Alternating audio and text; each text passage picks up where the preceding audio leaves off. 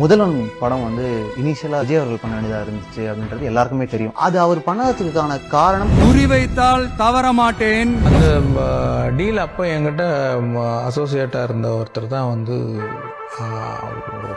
அவர் SAC சார்கிட்ட பேசிட்டு இருந்தார்.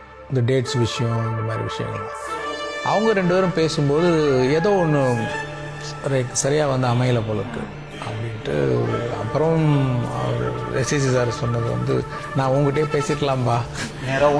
ஆமாம் நான் வந்து உங்ககிட்ட எப்படி பேசுறதுன்னு டெலிகேட்டாக இருந்தேன். நீ வந்து சரி நம்ம எப்படி இவர்கிட்ட பேசுறதுன்னு சொல்லிட்டு இன்னொருத்தரை வச்சு பேசுனீங்க. நம்ம பேசியிருந்தா எல்லாம் சரியாக இருந்திருக்கும். சரி விடுங்க சார், லேட் இன்னொரு படம் பண்ணிக்கலாம் சார். தவறுமானால் குறியே வைக்க மாட்டேன். வாக்கு எண்ணிக்கையில் எம்ஜிஆரையே ஓரம் தள்ளிய விஜய் முதல் தேர்தலையே இப்படி ஒரு அமோக வெற்றியா? This is a mass gathering, not for cash.